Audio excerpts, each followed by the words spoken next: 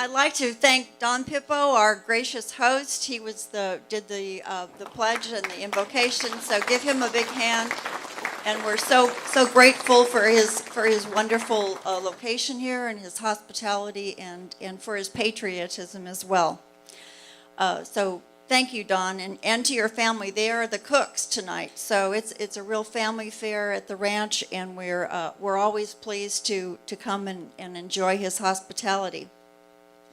I'd like to take a couple minutes at the beginning and give some thanks and shout outs to all the people that made this possible. I'd like to thank Deborah Jackson and the Constitution Literacy. I can't talk, but other than that, I'm fine. Deborah's right here in the red.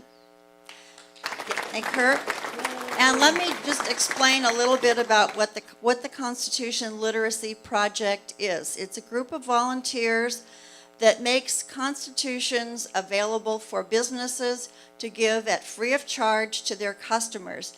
And if you look over there on that little table, you'll see a clear plastic holder that holds like 14 constitutions and bookmarks and the cute little Liberty Bear.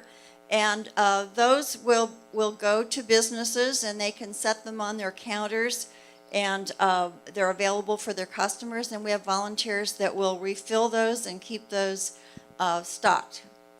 So thank you. And if there's a sign-up sheet, if you have a business in Solano County or in your county and would like that service available or interested in finding out more, please sign up and give us your contact information, and we'll make constitutions available to your customers. And thank you, Deborah, again for your support of our Constitution Contest project. We greatly appreciate that. We'd also like to acknowledge the Military Officers Association of America, the Solano chapter. They gave a generous contribution to our project, and we're grateful for them as well. And the committee that kind of set up the tables and did all the legwork, Earl Heel, Bud Kogi, Velda is out there taking tickets, Norma's sitting over here, Pat Kennedy back there in the back, Dudley Owens is going to be out here and about with taking pictures here shortly, and Joe Wheeler. Those are people that really behind the scenes and help make this all come together. I'd also like to thank Rick Johnson and his partner from Choker Films, who are videotaping this event and will make it available online and on public access television so that the greater community can share in what we're doing. So again, I thank you. I'd also like to thank the judges, and we had 6 wonderful judges this year, and we're greatly appreciative to the work that they did. They are Carla Nelson, I don't know if she's here, I didn't see Norma Murphy, Jerry Harwood, who's ill, and Edie Wheeler is here somewhere. So they are here, and thank you very much for your time and energy. We had 276 entries in the contest this year. That's huge. So, and it's a sign of things to come, and we are thrilled. This is the 3rd year of the contest. The first year we had 35 entries. That's not very big, but it's a small and modest beginning. We tried to listen to the suggestions that teachers made and other people that were involved in it, made those changes. Last year we had 98 entries, this year 276. So I think we're on the right track. And if we do some more collaborating with teachers, with schools, and get pressure from parents to participate in the program, I think it's got the potential of growing even larger and wider. And I'm so thrilled that so many people are here from other counties, because my dream and my hope is that you will see what we're doing here. We've got it down in writing, and we can give you the format so that you can take something similar home to your county.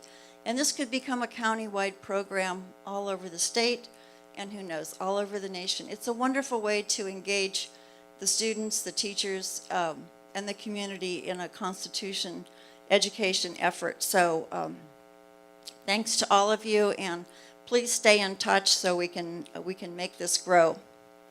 I want to kind of find out where all the winners are here, primarily so that as we mingle around and are getting our food and whatever, you'll have a chance to talk to them and to congratulate them personally and tell them what a great job they've done. So Regina is here.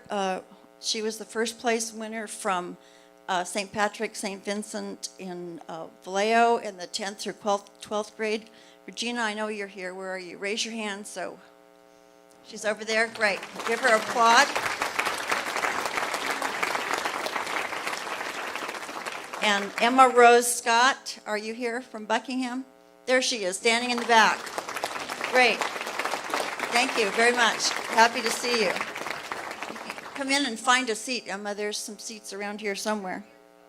Okay, there's a couple right here up in front, and there's some over here. We'll find a seat for you. And Yasmin El Mercy, are you there? Yeah. Okay. Yasmin, where are you? Okay, great. She's from Heritage Peak Charter School in Vacaville. Isaac Pruitt, who is our first place 7th through 9th grade winner, can't be here until a little later, but we'll recognize him then when he arrives. Alexis Asher is here from B.G. Wilson School in Fairfield. Alexis, stand up. So, yes. Great. Very happy to have you here. And Emma Alvarado. Are you here, Emma? There. Perfect. Great. Thank you so much. And our grand prize winner, Courtney Sweeney. Are you here somewhere? Yeah, Courtney. There she is, standing in the back. Very good. Thanks, Courtney. So those are our winners, and again, I hope that you will congratulate them and talk to them as we move around and circulate over through the evening. I want to acknowledge some of the administrators and teachers here because without their participation and follow through and taking the bull by the horns, so to speak, this project wouldn't get off the ground. So we owe a lot to the teachers. And one of the things that was really impressive to me this year is that the teachers themselves contacted me early on and said, can we have the materials early in the spring so that they could use it to kind of plan and coordinate and work it into their lessons over the summer. And they said, can we also have more time, delay the entry date until the end of October so that it would fit more into their plan of learning. And so we said, sure, we can make that happen. And we did, and I think it made a huge difference because teachers were able to incorporate that in the plotting and the planning of the lessons throughout the semester. So it worked really well, and I was happy to see that teachers in various subjects incorporated the contest into their curriculum. We had U.S. history teachers, we had world history teachers, we had English teachers, various subjects, no government teachers, which kind of surprised me, but world history, U.S. history, and English that worked together to make this a possible and a successful event. So, okay, so Jim Brusher from Buckingham Charter is not, I don't think he is able to come tonight, but how about Dave Hawkins? Dave, are you here? Nope. Well, Jeff Erickson is here. Jeff is the principal of Buckingham. Stand up, Jeff. Give him a big shout out. He and his staff and his students together, they have 145 entries from Buckingham Charter School. That is phenomenal. So stand out. So I can't tell you how thrilled I am about the response from that school. It was amazing. So well done. Okay, so who else? Val Marchone, where are you? Val, are you here tonight? Yes. She's from Vacaville Christian Middle School, and she's the one who contacted me and says, is there any way we can get a hold of these things so we can use them during the summer? So thanks, Val, and because of that suggestion, we sent them out early to everybody. So again, suggestions and contact makes things better, so we greatly appreciate that. And Marlene Ripley, She's also from Vacaville Christian Middle School, so thank you. And John Dwyer. John Dwyer, where are you, John? John Dwyer is the history teacher from St. Patrick, St. Vincent in Vallejo, and they won the grand prize last year, and they have the first prize winner this year. So we're very, very pleased to have you with us again this year. Dave Perry, did he come? Your principal? No. Oh, yes, very good. Thank you. So he's also from St. Vincent. And Janice Scott and Deborah Aston from Heritage Peak. Are you guys here? Good. Awesome. And let's see, Yolanda Laura couldn't make it, right? So she couldn't make it from B.J. Wilson. So anyway, so those teachers and staff, again, I want to thank you so much. And I want to introduce to you, so you'll know where he's sitting and who he is Mark Meckler, our guest speaker tonight. Mark.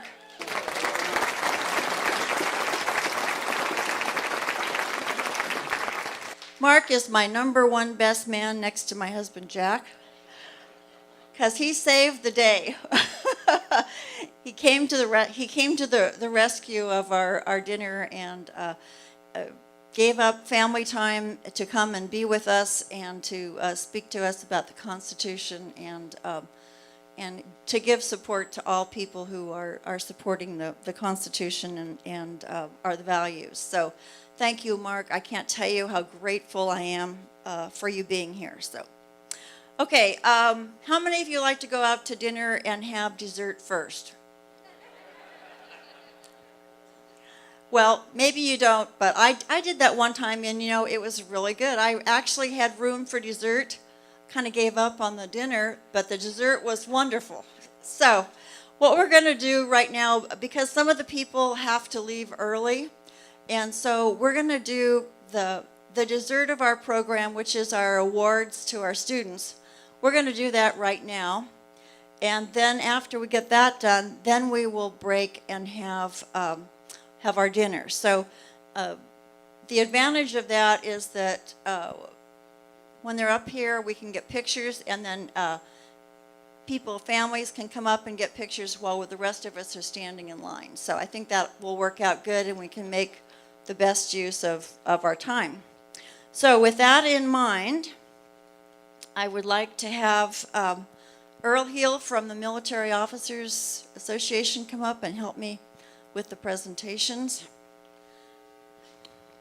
All right, we'll start with the second prize from 7th through 9th grade. And we have 2 categories. We have, I'll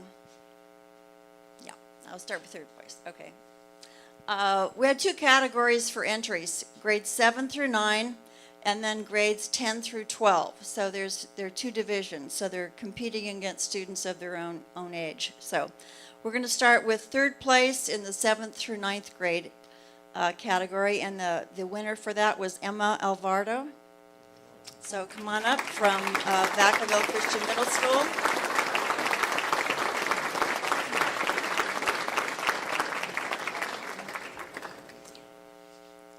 And I'm going to have you guys all stay up here so we can get pictures of all of you together, if that'll work. I'm going to hide behind the declaration here.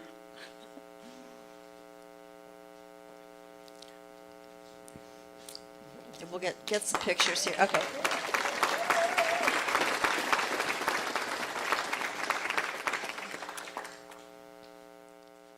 Okay, second place is Alexis Asher. You can take the certificate out so they can see it. That would be good. Yeah, just the certificate. Yeah, there you go. We'll get there.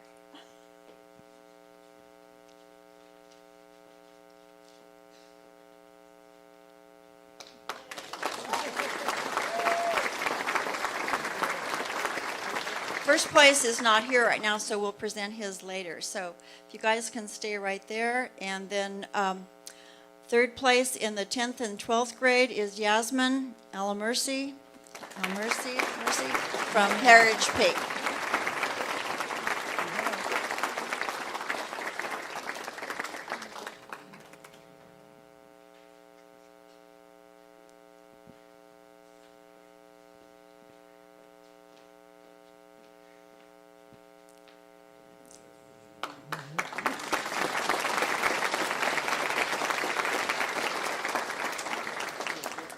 And second place is Emma Rose Scott from Buckingham Charter School.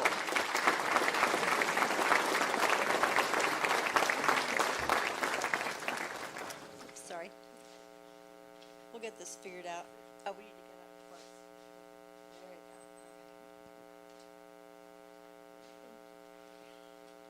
There you go. And first place in 10th through 12th grade is Regina Horder from St. Patrick, St. Vincent.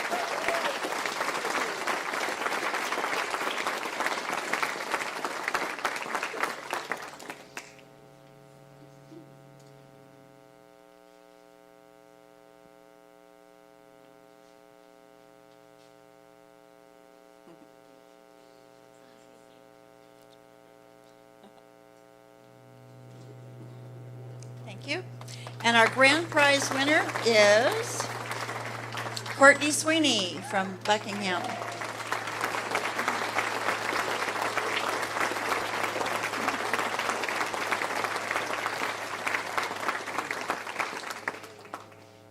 Okay, we have to get moved back over here. Yeah, we're doing a picture here, so.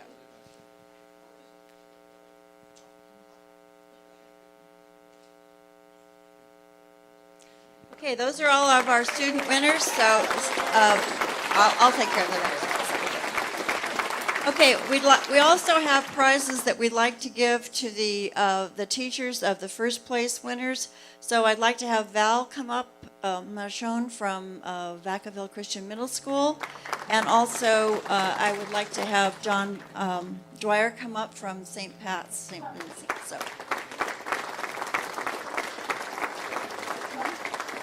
Yep, I think so. And I would also like to have Jeff come up here from Buckingham. We have a super duper thing to present to you. So,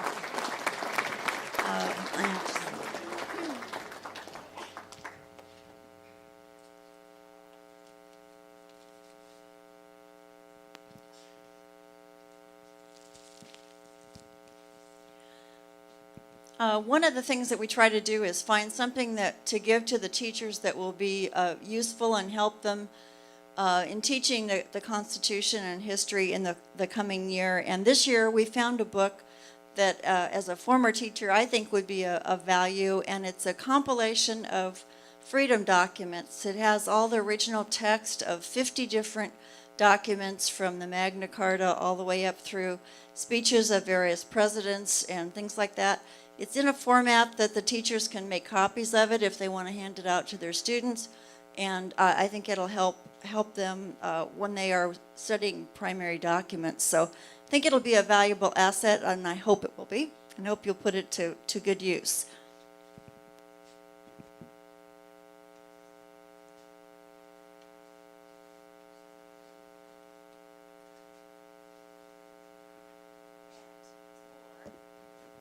All right, for Mr. Jeff Erickson and for Buckingham Charter School, we have something different. Two things. Buckingham, the first year of the contest, won both the Declaration of Independence and the Constitution. And I went over to find out where they had put it in their school, and it wasn't in the office. I go, well, where could it be? So Mr. Erickson took me over to the main room where the students are, and here's this beautiful trophy case. It's beautiful. It's got all the football trophies, the trophies that they've won from everything. Right there in the prime spot of that trophy case are our two founding documents. Chills ran up my spine. I go, this is good, and this was his idea.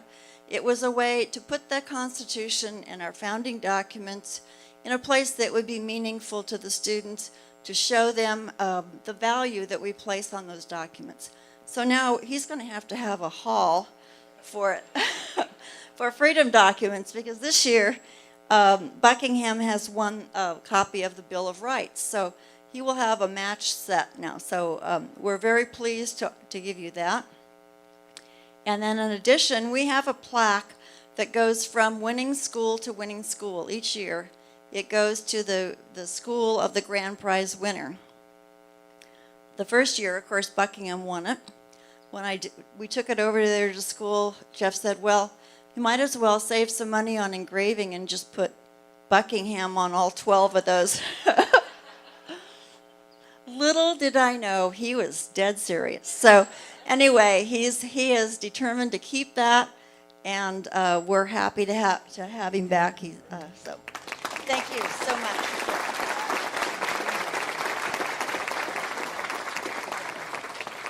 Okay, that was easy. All right, is Don around somewhere? How? Don't have a clock. Is the food about ready to go, or? 8 minutes. Okay. All right, I have something for you to do. If you'll look at your table, on each table there's a Constitution in the center of the table, and there's also another document. You'll see it. It's on kind of red, white, and blue paper. And that's a result of our judges. When the judges got together, we read through all of the students' essays. Every once in a while, something would pop out to us, and we go, you know, that's an amazing thought. That's really good and poignant. And they're not all from the winning essays, but they're all wonderful thoughts. And we thought, you know, we need to put those together. So instead of having founder quotes like we did last year, these are quotes from our students. And I thought they were totally inspiring. I was so thrilled and gratified after reading these that I think they will inspire you as well, too.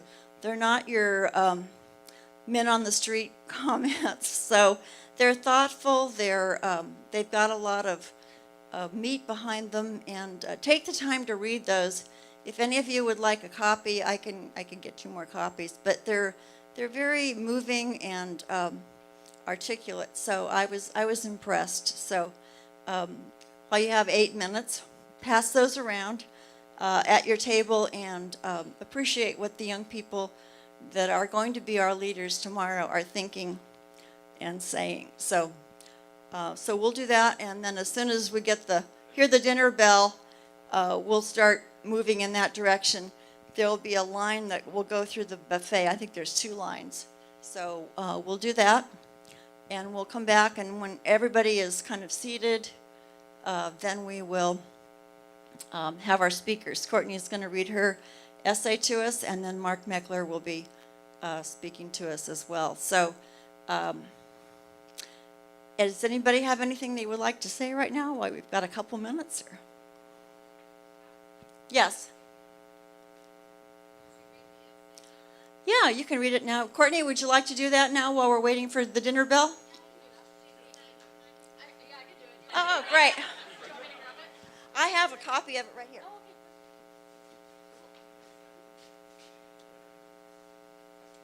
And now, Courtney Sweeney. Thank you. Good afternoon, everyone. I just want to first say thank you so much for coming out to support all of our students and applauding our hard work. It really means a lot to us. So with that, here's my essay titled Primitive Rights. The Constitution of the United States and the Declaration of Independence are documents that have laid a foundation for our country and our people. Without them, the founders would not have had the framework in establishing a form of government in which people are protected and fair regulations are constructed. The Constitution of the United States and the Declaration of Independence proclaim that humans possess the irrevocable right to life, freedom, and the right to pursue what makes them happy. Unalienable rights are rights that are not granted by the government, therefore the government cannot revoke or violate them. They are rights that are self-evident, as in not having to be specifically established. This idea played a key role in the founders' effort in creating a new form of government. It established a base for people's rights within the government and within their own lives. The rights which are presented in the Declaration of Independence are, quote, life, liberty, and the pursuit of happiness. These rights simply mean that one has the God-given right to live life, be free, and to pursue what makes them happy. The same idea is stated in the Constitution of the United States as well as Amendment 14, quote, nor shall any state deprive any person of life, liberty, or property. A majority of human beings are aware that they hold these rights, and if they were to be denied of them, it would cause severe social unrest in societies. The Declaration of Independence states, quote, that to secure these rights, governments are instituted among men. That excerpt from the document specifically suggests that a government should exist to protect these rights. It is important that the just powers of government come from the consent of the governed, and the founders knew that. Citizens have a right to have control over what occurs in their society, and that is what the consent of the governed means. The Declaration of Independence declared, quote, it is the right of the people to alter or to abolish it, and to institute new government, laying its foundation on such principles and organizing its powers in such form as to them shall seem most likely to affect their safety and happiness. This quote states that if citizens feel as if their government is denying them their unalienable rights, they are allowed to overturn it. People are the source from which government receives all power. For example, if people do not feel that their president is doing his or her job in office well, the people can vote for the president's removal from office. The idea of consent of the governed ensures that citizens are somewhat in control of how they are supervised. In conclusion, these documents have guaranteed people fair treatment and the protection of their rights. Without these documents, the American government would be extremely corrupt, and we would not be able to enjoy the freedom to pursue what we love and to make choices for ourselves. Thank you.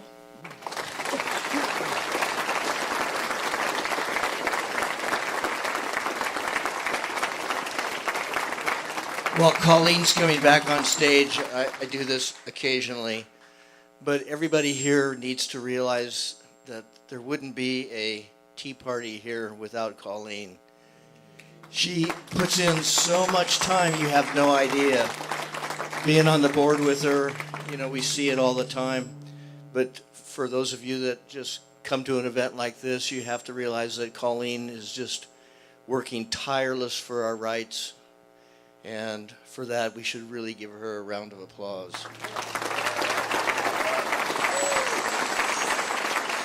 Thank you, everybody.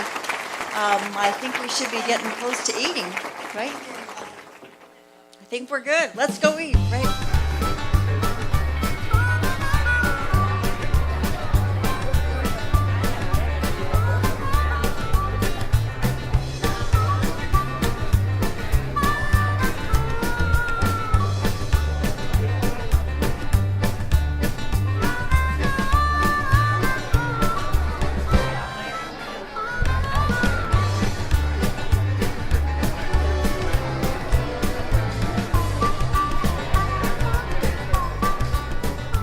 Everybody have a wonderful dinner? Yes? A big round of applause for the chef, so we can, yay. All right, if you could kind of find your way back to your seat.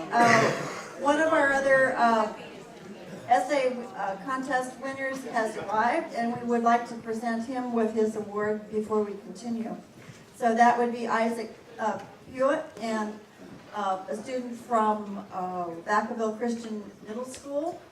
And Isaac, if you'd like to come up, we'll give you your certificate and give you a big hand. So thank you very much. Come on up, Isaac.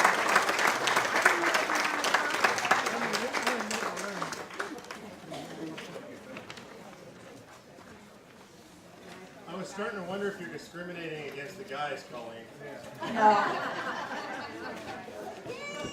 There's Isaac. Yay. Hey, Isaac, you know, come over here.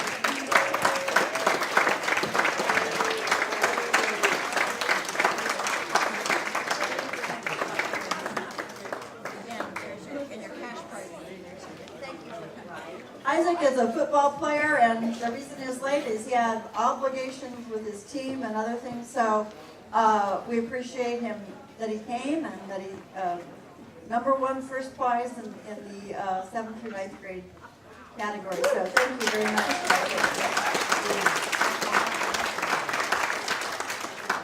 A couple of things, just real quick, I want to let you know, if you look at the inside of your program, you'll notice that all of the schools are listed from Solano County that were given information about the contest, and the number of entries received from each one is there.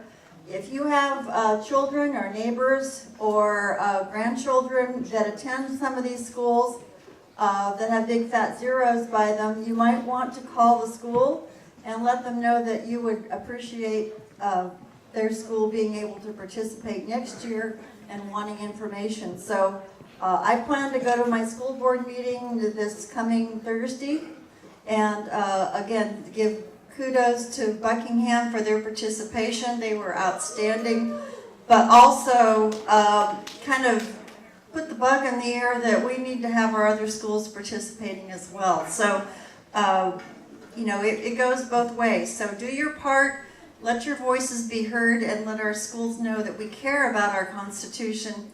We want our students to be educated and to participate in opportunities like this. Okay, now I would be very happy to introduce to you our very super duper guest speaker who walks on water right now. Well, almost. Mark Meckler, we'd like to welcome you. Thank you so much.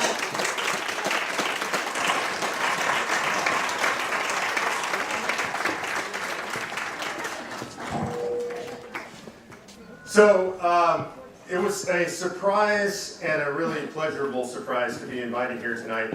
And unfortunately, I can't tell you anything about what it's like to make best-selling movies. Just not my gig, right? What I can tell you is what it's like to travel all over the country and to talk to gatherings like this all over the country. And I think it's important that I tell you about that. Because I think sometimes in your own community, that's pretty rough back there. Do you want me to pick up the other mic? Go ahead. Sometimes in your own community, it can be frustrating and depressing.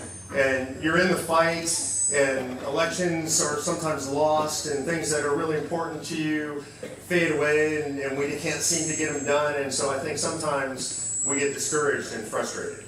Anybody out there ever get discouraged and frustrated by politics? So there's a lot of that, and so it can be really hard. And I think when you're in a community and you're in the fight, and you're trying to educate your local community, and you're trying to get people elected to local office or even statewide office, and you're thinking about national politics, it's easy to get discouraged. There's a lot of things to be discouraged by in this country. We look at what's going on, the dysfunction in Washington, D.C., the dysfunction in Sacramento especially. I travel around the country. It used to be, 15 years ago, 20 years ago, you travel around the country and you told people you're from California, and people would say, oh, I always wanted to move there, right? Nowadays, if you tell people you're from California, they go, oh, I'm sorry. It's universal, literally, all over the country. But one thing I got to tell you is traveling all over the country, what I find everywhere I go, whether it's upstate New York, or it's Southern California, or it's on the border in Texas, or it's in Kansas, or I was just in Milwaukee, Wisconsin, even in Los Angeles, California, I was there earlier this week. There are great patriots like you guys all over the country. Literally in every community. There are people who are doing what you're doing, getting together like this because they care about the country. They're studying the Constitution. They're reading the Constitution. It's incredible. I see all these pocket constitutions on the table. Do you know there are more people today in America that have read the Constitution than ever before in American history? More people carrying a Constitution with them than ever before in American history. We should be happy about that. That's happening. So there's this renaissance of love for our founding, of reverence for our history that's taking place all over the country. So if you guys are frustrated, I understand, but don't give up hope, because there's a lot of great stuff going on all over the country. And I come to a place like this, and I see kids that are reading the Constitution and understanding it, and it actually makes me sad about my own education. I went through public school here in California, so that can be kind of rough depending where you're at. I grew up in Los Angeles, so it's particularly rough.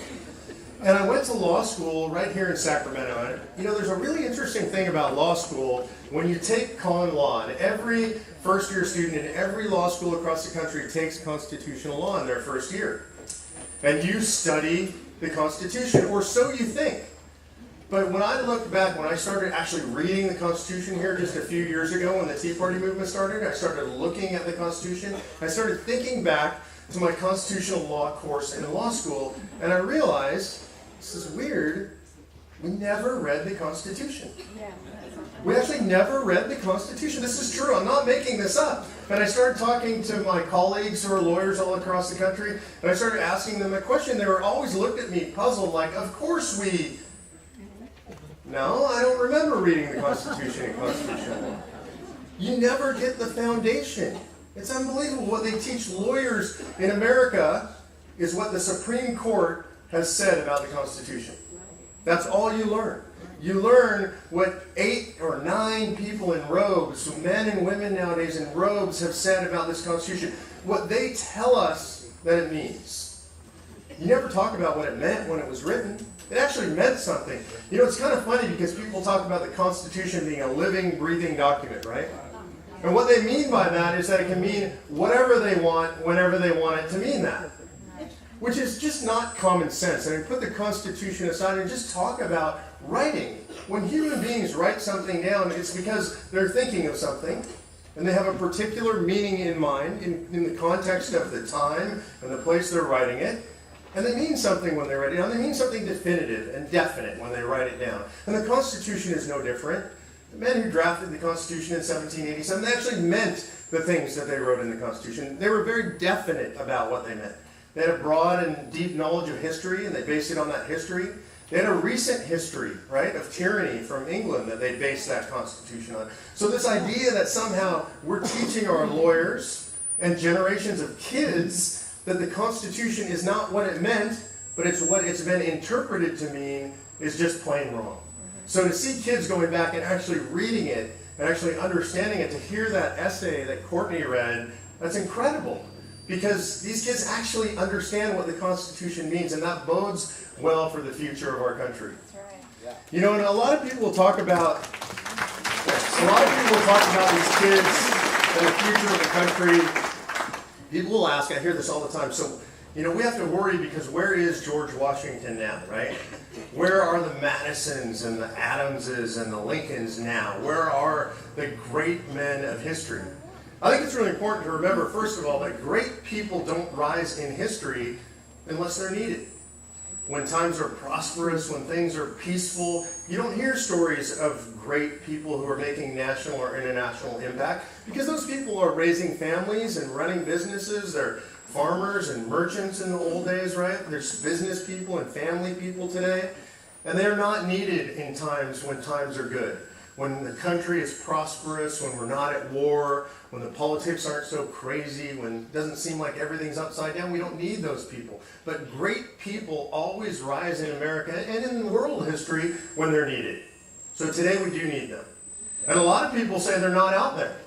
A lot of people look around the country and they say, we don't see any of those people rising. You know, I have a bust of Ronald Reagan up behind my desk, and there's a quote. My favorite Reagan quote is on this bust. And it's one that is not repeated often about Reagan. He had a lot of great quotes. Obviously a great American hero, but he actually said this about heroes. He said, they say we live in a time when there are no heroes, but they just don't know where to look.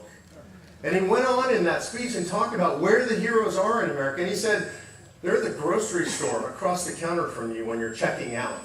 They're driving the trucks across America. They're everywhere in America. The great American hero is the everyman. It's not George Washington. It's not Sam Adams. Not to denigrate those men. They were great men. Right? These were great Americans in history. But there are a lot more than the people we know about. You know, when we teach history to our kids, we teach them about the great men and women of history, the people who had this extreme impact on history. We teach them that because those are the people we know about. They wrote the speeches. They gave the speeches. So people wrote about them. They led armies. They led battles. They started revolutions. And so we know Sam Adams. We know Patrick Henry's Give Me Liberty or Give Me Death speech. We know all these pieces of history, but there's a vast swath of history that we don't know. And I would argue it's the most important history in America and in the world, always. And that's the history of the people, the broader people. Not the great man theory of history, but the real person theory of history. Those are the people that actually drove history. You know, if you think about the American Revolution, right, and we think about this small group of men that we call the founders or the revolutionaries or the patriots or even the framers of the Constitution, and those are the ones that we know about. But what we don't know about is the communities. We don't think about that. There's not a lot written about that. There's not a lot of history about that. There is some history. My favorite story from American history, especially from the American Revolution, but probably my all-time favorite American history story, is about a guy by the name of Captain Levi Preston. You can look him up and you can find this story, but you won't find it in any history books. You won't find it in any textbooks. You can find it online. There was a young historian in 1843 by the name of Mellon Chamberlain. He was a school teacher, and he was going around collecting the histories of the actual patriots, the people who fought in the Revolutionary War. And if you think about the timing of what I just said, 1843, that's a long time after the Revolution. So the last surviving patriots were in their late 80s, early 90s. Now, we know people that are vigorous at that age nowadays. Back then, that was really, really old.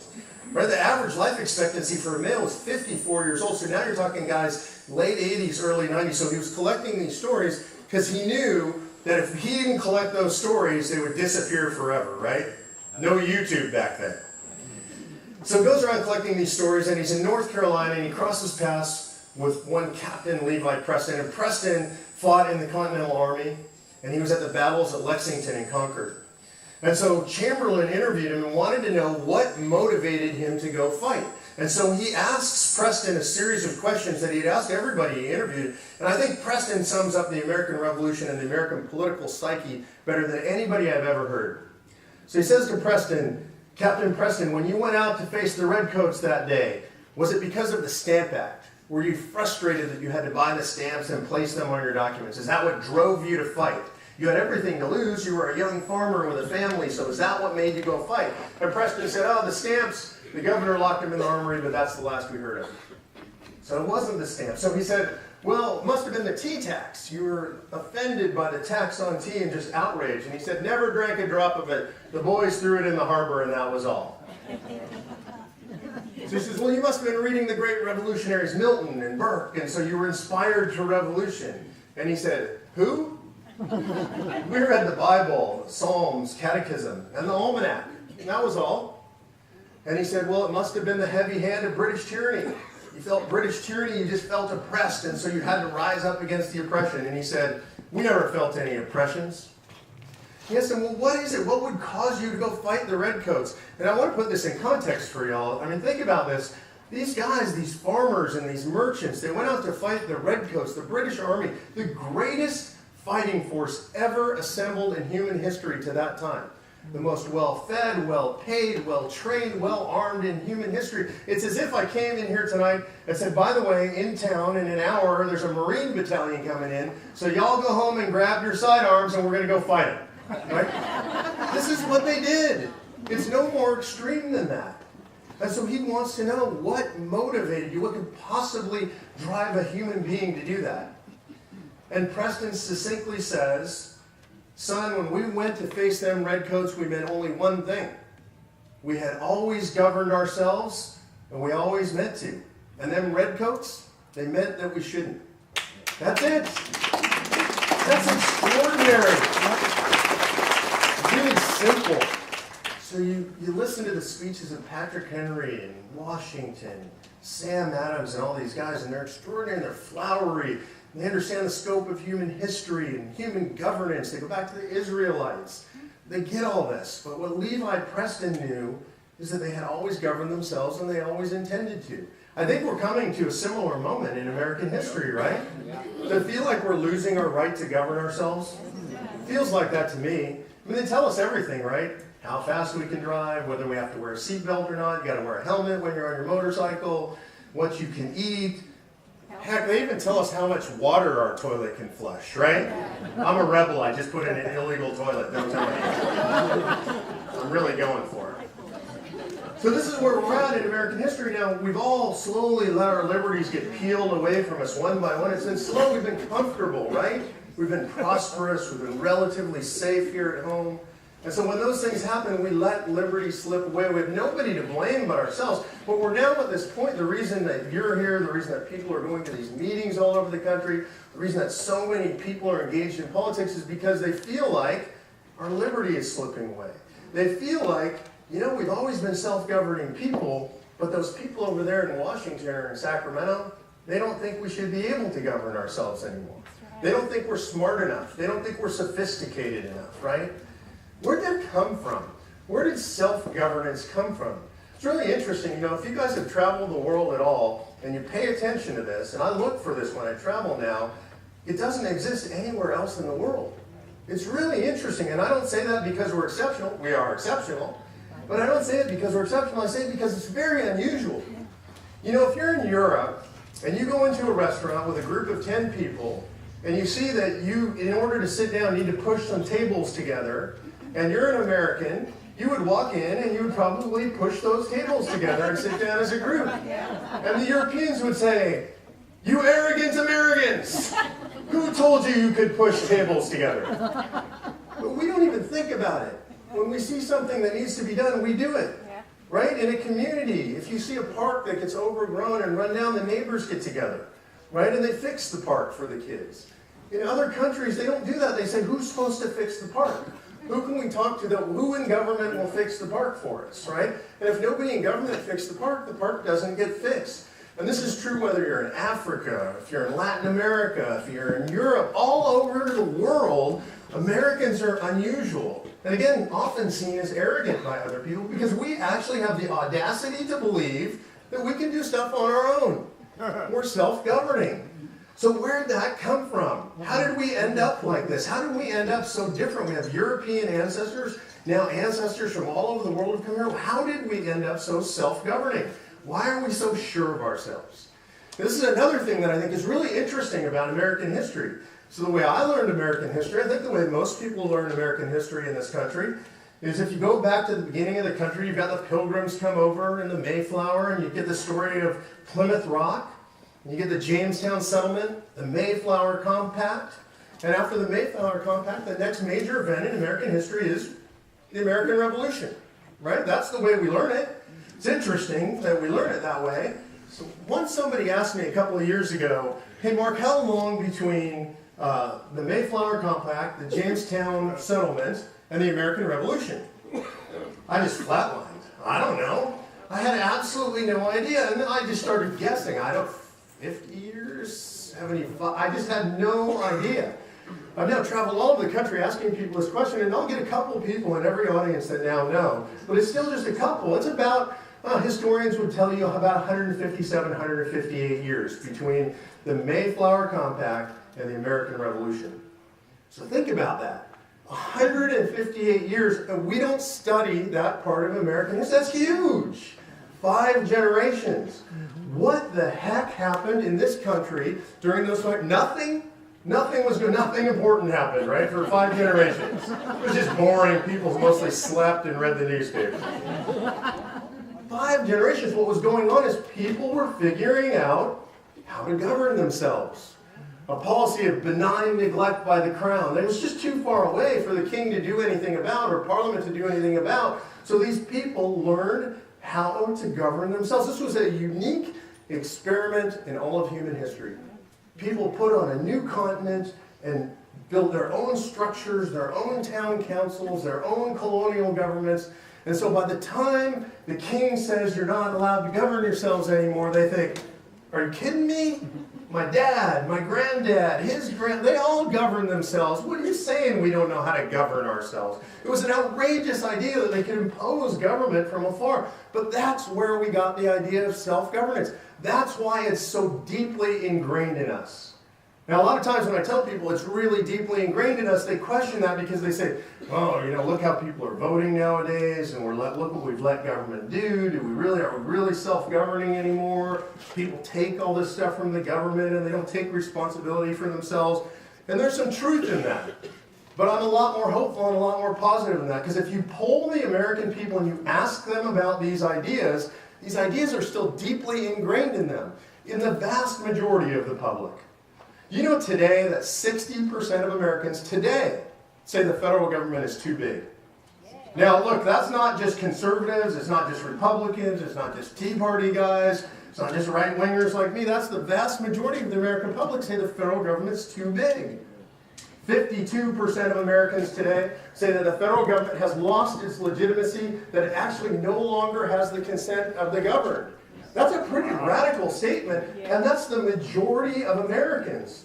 Again, Republicans, conservatives don't make up the majority of the American population, so you can't explain it by saying, that's the crazy right wing. This is something deeply embedded in the American psyche.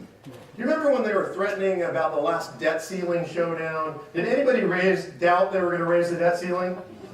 We all knew they were going to do it, right? They make a big deal out of it, though, don't they? Big theater in Washington, D.C. Both sides, oh, it's a negotiation, it's a fight till the very last minute, midnight on the day. They say we're going to default on our national debt. Do you know that 77% of Americans said don't raise the debt ceiling? I mean, that's an incredible number. Again, that's Democrats, Republicans, Independents. That's just everybody is saying, we know that's a charade, and we got to stop you from spending. And you know, then they lied to us, right? They said, if we don't raise the debt ceiling, we'll default on our sovereign debt. There's more than enough money to pay the debt. They would just have to cut some of their pet programs, right? But they lied to us, and they lied to us on a large scale, both sides of the aisle. And you know, they drove down that polling. 77% didn't say don't raise the debt ceiling. But when they lied to us and told us we would default on our sovereign debt, 57% still said don't raise the debt ceiling. This is really important, and it's extraordinary. It means that Americans are with us. It means that Americans still understand our founding. They still understand that we are a country and a people of limited government, that we are a self-governing people. They get this to the core. And this is really, really important stuff. So where do we find ourselves today? I mean, this is like a historic week, right? We are on the precipice of a historic election. Whatever your politics, you got to be on kind of pins and needles right now because things are going to change here in the next week. And it's going to be pretty wild. I don't make a prediction, I don't know, but let's just say that Republicans take the Senate. It's possible. Okay, so it could happen. That could change the politics of the country. What's most important to me is that the country improves, that government gets smaller, that we get more freedom. So let's say the Republicans take the Senate, because that's what they claim to stand for, right? That's what they say, anyway. I don't believe them that much. I can't be sold that many years in a row. Then you go to 2016, and I don't have a crystal ball. I don't know what happens. Mine's kind of on the fritz lately. It hasn't been very good the last couple cycles. But there's a lot of people that say that there are good Republican candidates out there. When I say good, I'm showing my bias for limited government, for small government, for big citizens and small government. That's what I'm looking for. So anybody that's going to stand up there and tell me that they're for a smaller government and a bigger citizen, that's who I'm going to support. And so let's say we get someone who says that, who actually that's what they get elected on. They say, I'm for smaller government, a bigger citizen, more liberty. I don't care which party, whatever party. So now I have this fantasy that it's now January 2017 and the president is being inaugurated. President X, whoever, which party, a person who promised that they were for smaller government and the bigger citizen. And I have this fantasy that they get up on that podium in front of the nation, they take their hand off the Bible after taking that, swearing the oath of office, and they say something like this. This is what I fantasize. They say, my fellow citizens, ladies and gentlemen of the country, we've reached a historic crossroads. We've reached a time in America where the size and scope and intrusiveness of government has exceeded all boundaries ever imagined by the founders and the framers of this great nation and this great Constitution. And I promise to dedicate myself over the next 4 years to reducing the scope and power of the presidency, to reducing the scope and power of Congress, and to reducing the scope and power of the United States Supreme Court. Sounds pretty good, right? Seriously? Anybody, either party, really going to do that? Once they get that brass ring and they're sitting in that big Oval Office in that big leather chair, then they're going to start cutting their power? No way. You know what? You guys all laughed when I said that. It's not funny. It's not funny. It's really bad. That's a tragedy. We should be terrified by that because what we're all saying is what our hopes for the nation, the thing that we believe in limited government and self-governance and a bigger citizen and a smaller government, that we're going to go through the pinnacle of our political life. We're going to elect a Congress. We're going to elect a president that allegedly believes that way. And we all know that even if we do that, we're going to lose. We're going to lose our liberty. This is what the course of history shows us. Republicans, Democrats, split Congress, split parties, doesn't really matter. Government keeps getting bigger and the citizen keeps getting smaller. That can't be enough. That can't be the solution. It can't be. I look at all the kids here tonight who wrote all these essays, and I think, I can't look at you guys and say, hey, we knew that we were leaving early screwed up, but hey, that's the best we could do. Sorry about that. I can't do that. I have an 18-year-old son here with me tonight, Jacob. He's getting ready to go into the Marines. I can't say that to him.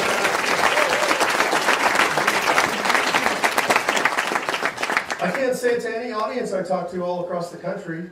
I can't get on TV and say, hey, this is the best we can do. We know we're going to lose if we do this, but hey, you know what? It's just the way it is. So there has to be something better, right? That can't be the end game. It can't be the solution to give up and just to say, well, the government's going to keep getting bigger, the citizens going to have less and less rights, and that's just the course of history. I'm not giving up. And you know, fantastically, amazingly, right here in the Constitution, in Article 5 of the Constitution, the shortest article in the Constitution is the solution. It's what the founders gave us. This is what the founders told us to do. It's really clear. You know, Article 5 tells us how we can amend the Constitution.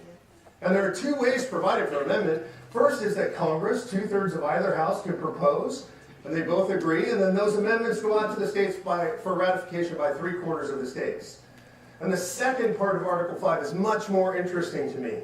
The second part of Article 5 was introduced in the last 2 weeks of convention. Little known story about the Constitutional Convention, about that convention in 1787. That hot, steamy summer, right, in Philadelphia. Imagine all those guys, they were crammed in that building. If you've been to Independence Hall, it's not a big room. It's hot and sweaty in there. It's the last couple of weeks. They're winding down convention. And George Mason comes in and stands up and says, we've made a terrible mistake. When we originally put the drafts out to committees for work, in there was the ability of the citizens to amend the Constitution, to come together as states with their sovereign authority and propose amendments to restrain the tyranny of government. And somehow, in committee, that's disappeared. And the only thing in the document says that only Congress can propose amendments to the Constitution. And are we really so naive that we believe that a government, which becomes a tyranny, will propose amendments to restrain its own tyranny? That's crazy, right? It's so obvious. Thank God Mason was inspired and stood up and said this. And you know what? Everybody in the audience, everybody in Independence Hall was amazed. They all said, wait, how did we miss that? Madison's notes reflect that there was no debate. It's one of the few things in the Constitution adopted unanimously. This beautiful, amazing second part of Article 5 that says, we, the people, acting through our sovereign states, have the right to call a convention to propose amendments to restrain the tyranny of the federal government. You know, most people don't even know that exists. We've never done it. It's extraordinary that it's there. This is Federalist 85 says the reason they put it there is should government ever become a tyranny, the people would have a weapon to use against the tyranny. Is the government out of control? Yeah. Anybody think the government's out of control? Right, we've tried everything. We elect Democrats, we elect Republicans. We hope the Supreme Court does something that will help the people. We try to fix it in our states. We try everything. We work, we vote, we campaign for people, we walk districts, but still government grows and the citizen gets smaller. So we can't give up, but we can use what Article 5 gives us. Can you actually call an amending convention? It's never been done. Seems like a pretty radical idea, huh? Pretty big. America's built on big ideas, right? America's built on miracles. So you can do it, and we are doing it right now. This is the project that's occupying 90% of my life right now. To actually go out and call a convention of the states. In your lifetime, in our lifetime, we're actually going to convene the states, all 50 states together, to propose amendments that restrain the fiscal out-of-control nature of the government. Would you like to restrain the government fiscally? Right? How about to rein in the scope and power and jurisdiction of the federal government? Does that sound good? How about term limits? Right? Do we need to limit these guys' terms? So we've actually proposed a convention that would give us the ability to do all three of those things, to talk about all three of those subjects. And a lot of people say, well, I don't think you could ever get that done. That just seems so big and so crazy. We've already passed the legislation in Florida Alaska, and Georgia, and it's sort of a dry run in our first year. Coming up in 2015, we have 21 legislatures already ready to introduce this. We've got to get to 34. It takes 34 states to call. We'll probably have 27 introduce it in 2015. This is happening all over the country. You have people right here in this room that are working on it in California. Can it be done? It is being done. It's possible. What does it take to get something like this done? You've got to have public opinion on your side, right? And you've got to have a lot of smart people, a lot of people with a lot more influence than somebody like me talking about this. And it's incredible the people who are. Anybody heard of Mark Levin? Yeah. So Mark Levin wrote a book called The Liberty Amendments. It's all about how this process works and the amendments he proposes. Mark Levin supports it. Rush Limbaugh, Sean Hannity, Glenn Beck, Sarah Palin, Colonel Allen West, Attorney General Ed Meese from the Reagan administration. A bunch of attorneys from the Reagan administration support it. You've got Senator Ron Johnson from Wisconsin supports it. Senator Tom Coburn from Oklahoma supports it. Bobby Jindal supports it. I was actually talking to Ted Cruz's people tonight about it before we got here. So this is something that's garnering steam all over the country right now. It's growing. It's a people's movement. You know, the Tea Party rose up and did some incredible things in this country, and I was privileged to be associated with that. And then we hit this point where I was just frustrated because I felt like we had a voice, we got a bunch of people elected, and then not much really changed. Right? And we all put our hearts and souls into that. It was literally the biggest grassroots political movement in American history since what would be called the Progressive Farmers Movement of the late 1890s. Extraordinary, but it didn't create the change that we were seeking to create. And a lot of people have been saying to me and others, well, what do we actually do? Right? We got together, we got educated, we learned about the Constitution. Is there something we can do? And I'm a doer, and Americans are doers. I describe we're a do-it-yourself nation, and this is something that we can do to save the nation. We can actually call a convention. Imagine what this would be like. Imagine a convention, all 50 states together under one roof. My preference would be maybe like the middle of the country, like Oklahoma City, right? As far from D.C. as we could possibly be. Right? Away from those guys, away from their influence, and get together as citizens and say, how do we restrain the tyranny? How do we restrain the government? You know, the reason I want to do this is because I believe in you guys. Because I travel all over the country. Literally, I spend 50% of my time on the road. I just got back from Milwaukee, Wisconsin. I flew in this morning. I was in Los Angeles right before that. Chicago, Kansas City, St. Louis, Iowa, all over the country. And all over the country, I see people that I would trust with our government. I go to Washington, D.C., I don't see any of them. But when I travel the country and I think about what it would be like to put the country back in their hands, to allow them to say what the government should and shouldn't be, should and shouldn't be able to do. I think it's extraordinary, that idea that the people actually have the power to do this. Now, like some people will say, you know, Mark, well, that's crazy because you got a lot of crazy people in this country. And you put the Constitution in their hands, you know, what would happen? How crazy would that be? You know, first of all, I trust them a lot more than I trust Congress. Anybody in here trust Congress? I saw the latest approval rating, I think, was 9%, so we might have a couple of people. And I think 9% those are the people in Congress, their immediate families. Right? That's pretty much it. You know, there's a great statistic about Congress today. 80% of the American public says that Washington, D.C. is dysfunctional. Again, that's not conservative, it's not liberal, we all know it's dysfunctional, right? 80% of people who work inside the Beltway in Washington, D.C. say that the Congress is working just fine. It's a disconnect. Who's right? They're both right. Why are they both right? Well, we're right because it's absolutely dysfunctional. It's a mess. None of us are getting what we want. If you're liberal, you're not getting what you want. If you're conservative, you're not getting what you want. If you're libertarian, you're not getting what you want. None of us are getting what we want from Washington, D.C. I spend time in Washington, D.C. What I can tell you is for the people inside the Beltway, they're getting exactly what they want. It's beautiful inside the Beltway. You know, 7 of the 8 richest counties in America are in the Beltway. Or 7 of 10 richest. And there are 8 counties that surround the Beltway. So 7 of them are really rich. There's one poor one because they got to have a place to put all the poor people that serve all the rich people in Washington, D.C. This is the truth. Prince George's County, it's where all the poor people live around Washington, D.C. You got to have all the service sector people live. You know, Lamborghini of North America just set up its North American headquarters in Washington, D.C.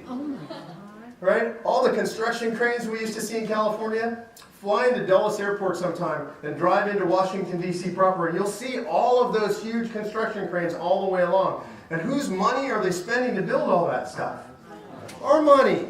On our backs. They're taking from you, they're taking from your family, from your friends, from your fellow citizens all over the country, and it's all pouring into Washington, D.C.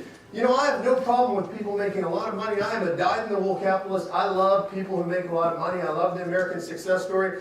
I love people who make things and create things and provide value and things that we want, and I want to see them be really successful. I like to see them driving their fancy cars and living in their big houses. I love that.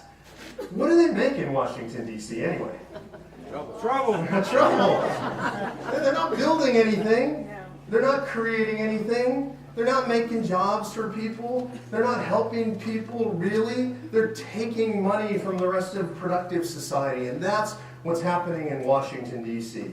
And so we, the people, have an obligation, a sacred obligation, a moral obligation. You know, if you love this document as much as I do, this Declaration and this Constitution and these amendments, if you believe and feel the way I do about them, that they really are, they were divinely inspired, they were written by people who were really wise, and they wrote them in our best interest, if you really believe that, then we have an obligation to do this. You know, does anybody in here think that the government violates the Constitution all the time? Yes. Right? We hear this all the time. You hear it on TV. You hear politicians say it about other Democrats say it about Republicans. Republicans say it about Democrats, right? So again, this is a bipartisan mess that we've got here. It's not one way or the other. The reality is, though, it's not actually true. Mostly, government follows the Constitution. It's kind of weird, huh? Probably nobody ever said that to you before. Somebody said this to me not long ago, and I just thought, that's not true. They just disregard the Constitution. He said, no, Mark, you got to understand, in America, we have 2 constitutions. That's weird too, right? We've got this one right here. We all know this one. It's in the Pocket Constitution. You guys have all read it. You all know it. You all love it. And he said, we got a second constitution, which is the Constitution interpreted by the Supreme Court of the United States. It's a very different document. And if you listen to what they say about this document, the 2 are unrecognizable next to each other. Right? It's the weirdest thing. So we know things about the Constitution. Let me give you the best example I know, and this will explain, I'll close with this, why we have to rein this in. You kids probably read about the Interstate Commerce Clause, right? So this is one of the enumerated powers of the federal government. The founders said we have to give the federal government the power to regulate interstate commerce. Well, we know what interstate means, right? Between states, right? That makes common sense. And we know what commerce means too, right? What would you guys say commerce? Somebody shout out, what is commerce? Business, right? Business, right? So that's what we all know commerce is. Except in 1787, when they were drafting the Constitution, if they had looked in a dictionary back then, and you can look this up, the word commerce meant shipping. It didn't mean business. If you had asked any of the men in that room in 1787, what were you trying to give the federal government the power to do? They would have said, regulate interstate commerce. And if you had said, what does that mean? They would have said, regulate shipment of goods across state lines. Why would they do that? There was a trade war going on in America at the time. The colonies were at each other's throats. They were almost coming to military blows. And they knew they had to give the federal government authority over that shipment of goods between states. Not over business that affected multiple states, just the shipment of goods. Imagine, if you will, we're in convention and we can redefine that and bring it back to the original meaning and say that the Interstate Commerce Clause means interstate shipment of goods across state lines. Do you realize you would wipe out about 50% of the federal government by making that one change to the Constitution? That sounds pretty good, right? So what we want to do is take the Constitution and bring it back to this document that we all love. but we don't really want to alter it. We just want to bring it back to its original meaning before the Supreme Court got in and mucked it all up. So that's what we're doing with the Convention of States project. If you guys are interested in getting involved in that, if you want to know about the history, all those original source documents and all the history of how this came to be, that's located on our website at conventionofstates.com. And if you're interested in being involved in something historic, you guys can help make this happen. And maybe you guys will be delegates at the convention. So thank you for having me. God bless you guys. And you kids, thanks for giving me hope.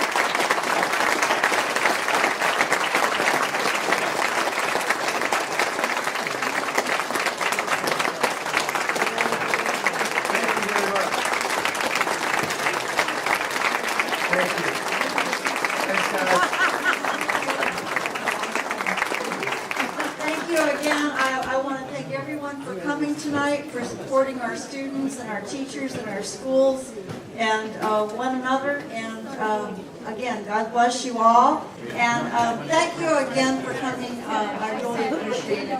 Thanks. Good night.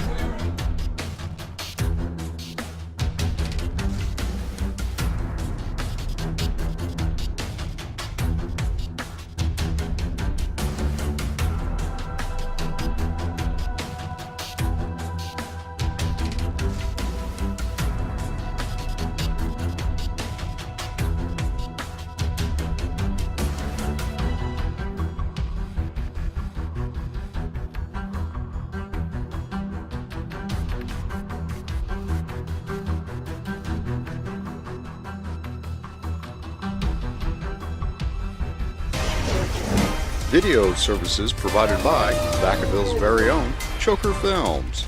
Video production, editing, and compositing services.